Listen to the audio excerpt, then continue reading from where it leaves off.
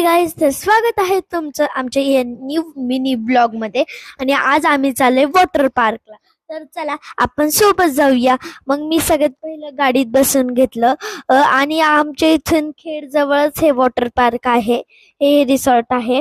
आणि या रिसॉर्टचं म्हणजे ह्या वॉटर पार्कचं नाव आहे भाजी फार्म. आणि फायनली आम्ही या भाजी फार्म मध्ये पोहोचलो.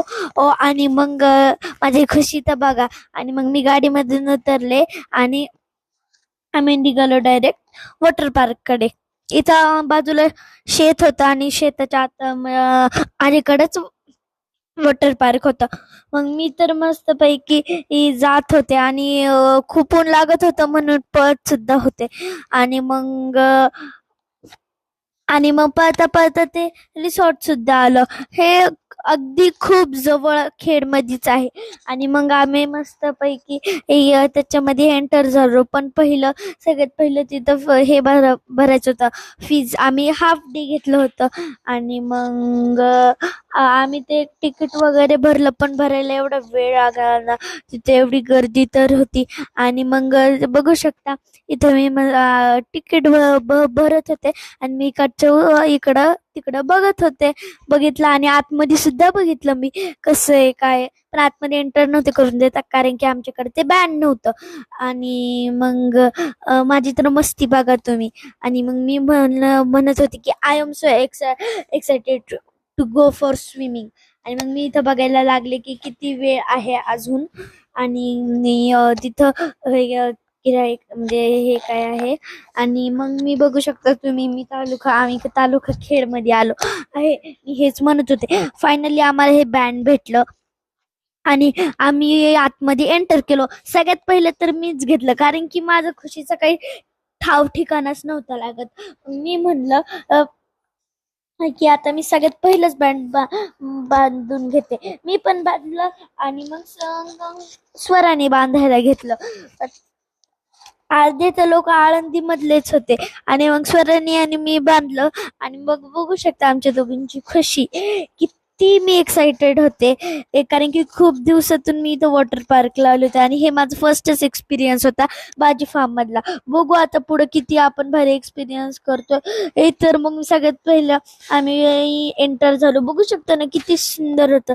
आणि आम्ही एंटर झालो, चावी वगैरे घेतली आणि मग सगळं कॉस्ट्युम वगैरे घालून झाले ना, तर मी तर गेले भिजले आणि सगळ्यात पहिलं बादलीच्या खाली उभी येऊन थांबले. आणि बघू शकता तुम्ही मी किती एक्साइटेड आणि मी कशी करते हरकते. आणि मग बादली यायला अजून खूप वेळ होता. मग त्यावर मी डान्स पण केला पाण्यातच आणि जे वॉटरफॉल होता त्याच्यावर जरा हे पण केलं. इथं लागलं होतं लाल लाल कलरची बांगडी. आणि मग मी पटकन पटकन नाचत होते आणि वेट करत होते कवा बादली येते. पण ह्या बादलीचा काय नामोनिशान नव्हता कारण की ही बादली भरायला एवढा वेळ लागत होता ना काय सांगू. याला एवढा वेळ लागत होता ना काय सांगू. आणि फायनली बादली पडली आणि तुम्ही माझी रिएक्शन बघू शकता. एवढं काही नव्हतं कारण की मी जरा मागच थांबले होते चुकून. म्हणलं जाऊ दे आता आपण स्लाइड एन्जॉय करूया. मग मी स्लाइड एन्जॉय करायला गेले. ही स्लाइड मग तिथं खूप गर्दी होती म्हणून मी थोडीशी लेटच आले. थांबा मी आता दिसेल बरं का. आता मी नाही आहे इथं. आता बघू कवा येते आहे मी. आले वाटतं. हा आणि मी आले फायनली. बघू शकता माझी खुशी. आणि मग मी पटकन पटकन स्लाइड वरून उतरले कारण की मागचे पण लोक येऊन नुसते धडकत होते. आणि मग लवकर अशी डपांग दिशी उडी मारली आणि मग उतरले. आणि बघू शकता मी कशी पोहत आहे.